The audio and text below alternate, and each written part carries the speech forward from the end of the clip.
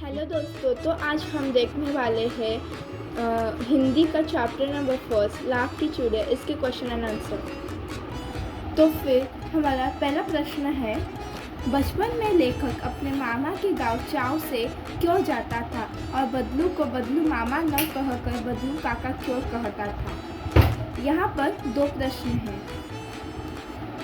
बचपन में लेखक अपने मामा के गांव चाव से इसीलिए जाता था क्योंकि वहाँ बदलू उसे सुंदर सुंदर लाख की गोलियां बनाकर देता था।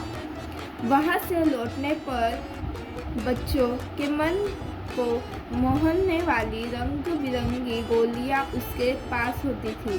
सारे गांव के लोग बदलू को बदलू काका कहते, इसीलिए वह भी बदलू मामा न कहकर बदलू काका कहता था। दूसरा प्रश्न है, वस्तु विनिमय क्या है? विनिमय की प्रचलित पद्धति क्या है? इसी के हम इसके उत्तर में लिखेंगे, वस्तु विनिमय में वस्तुओं का लेन देन पैसों के स्थान पर वस्तुओं के द्वारा होता है। वर्तमान समय में वस्तुओं का लेन देन मुद्रा द्वारा होता है। विनिमय की प्रचलित पद्धति रुपया पैसा है। तीसरा प्रश्न, मशीनी युग ने कितने हाथ काट दिए हैं? इस पंक्ति में लेखक ने किसी व्यथा की ओर संकेत किया है। इसी के उत्तर में हम लिखेंगे, मशीनी युग ने कितने हाथ काट दिए हैं। इस पंक्ति का माध्यम से लेखक ने कारीगरों की व्यथा की ओर संकेत किया है। मशीनों के आने से कारीगरों के हाथों का काम धंधा छीन गया है। चौथा प्रश्न है, बदलू के मन में ऐसी कौन सी व्यथा थी जो लेखक से छिपी न रह सकी?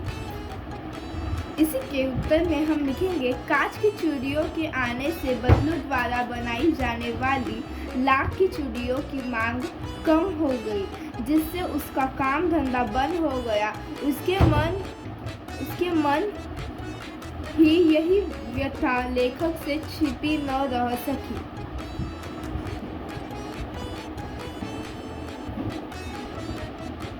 पांचवा प्रश्न है, मशीनी युग से बदलू के जीवन में क्या बदलाव आया? इसके उत्तर में हम लिखेंगे, मशीनी युग के कारण बदलू की लाख की चूड़ियों का काम धंधा बंद हो गया, जिससे वह बेरोजगार, बीमार और गरीब हो गया। कहानी से आगे। पहला प्रश्न, अपने मेले, बाजार आदि में हाथ से बनी चीज़ों को बिकते देखा होगा।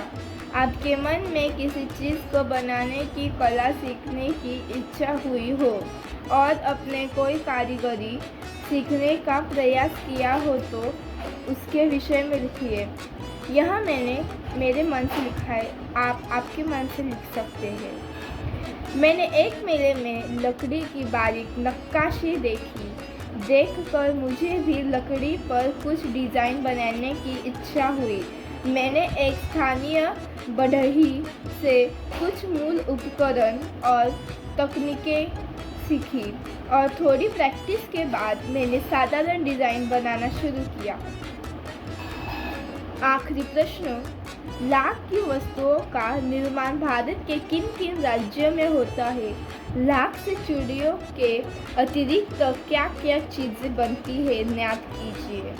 इसी के उत्तर में हम लिखेंगे, लाख की वस्तुओं का निर्माण भारत के राजस्थान, कर्नाटक और उत्तर प्रदेश आदि राज्यों में होता है। लाख से चूड़ियाँ, मूर्तियाँ, गोलियाँ तथा सजावट की वस्तुओं का निर्माण होता है। धन्यवाद। अगर वीडियो अच्छी लगे तो लाइक, सब्सक्राइब और कमेंट करें।